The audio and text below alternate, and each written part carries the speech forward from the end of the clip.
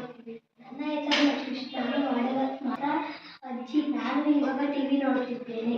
ನನ್ನ ಹೆಸರು ಚಿರಣ್. ನಾನು ಅಜ್ಜನ ಪಾತ್ರ ಮಾಡುತ್ತಿದ್ದೇನೆ. ನಾನು ನ್ಯೂಸ್ ಪೇಪರ್ ಓದುತ್ತಿದ್ದೇನೆ. ನನ್ನ ಹೆಸರು ರಜಿತಾ. ನಾನು ಮಗಳ ಪಾತ್ರ ಮಾಡುತ್ತಿದ್ದೇನೆ. ನಾನು ಈಗ ಓದಿಕೊಳ್ಳುತ್ತಿದ್ದೇನೆ. ನನ್ನ ಹೆಸರು ಪ್ರಗತಿ.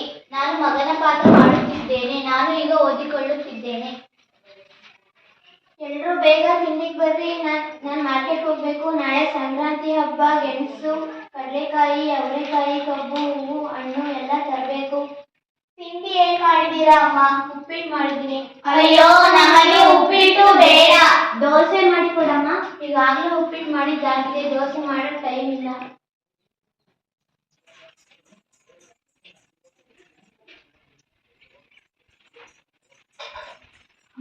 ಅಮ್ಮ ಪ್ರಾರ್ಥನಾ, ನನಗೆ ತಿಂಡಿ ಬೇಡ. ಒಂದು ಲೋಟ ಕಾಫಿ ಮಾಡ್ಕೊಡಮ್ಮ. ನಮಗೂ ಒಂದು ಲೋಟ ಕಾಫಿ ಬೇಕು. ಅದಕ್ಕೆ ಪ್ರಾರ್ಥನಾ, ನಾನು ಕನ್ನಡ ಎಲ್ಲ ಹೊಲದಾಗಿದೆ. ಸ್ವಲ್ಪ ಕೊಡಮ್ಮ. ನ್ಯೂಸ್ ಪೇಪರ್ ಓದೋಕ್ಕಾಯ್ತಿಲ್ಲ. ಬಂದೇ ಇದೆ.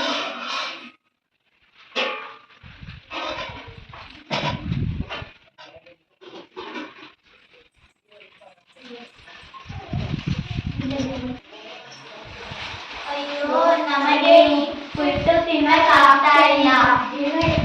ಏನಾಗಲಿ, ಇವತ್ತು ಒಂದಿನ ತಿನ್ಕೊಳ್ಳೋದಪ್ಪ. ಅಮ್ಮ ಪ್ರಾರ್ಥನಾ, ಬೇಗ ಇದ್ದು ಬೇರೆ ತಿಂಡಿ ಮಾಡ್ಬೋದಿಲ್ಲ. ಮಕ್ಕಳು ಬೇಸರ ಮಾಡ್ಕೊಂಡಿದ್ದಾರೆ. ಹೌದು, ನನಗೂ ಉಪ್ಪಿಟ್ಟು ಬೇಡ. ನೀವು ಬೇಗ ಎದ್ದು ಪಲಾವ್ ಮಾಡಬೇಕಿತ್ತು. ಅದಕ್ಕೆ ನಾನು ದಿನ ಬೆಳಗ್ಗೆ 5 ಗಂಟೆಗೆ ಎದ್ದು ಸ್ನಾನ ಮಾಡಿ ಎಲ್ಲ ಕೆಲಸ ಮುಗಿಸಿ ತಿಂಡಿ ಮಾಡಬೇಕು.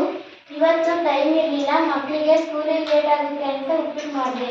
ಅಮ್ಮ ಪ್ರಾರ್ಥನಾ, ನಾಳೆ ಬೆಳಗ್ಗೆಯಿಂದ ಇನ್ನೂ ಸ್ವಲ್ಪ ಬೇಗ ಇದ್ದಾಳಮ್ಮ. ಅಯ್ಯೋ ಸುಮ್ಮನೆ, ಅವರು ಎಷ್ಟು ಕೆಲಸ ಮಾಡ್ತಾರೆ.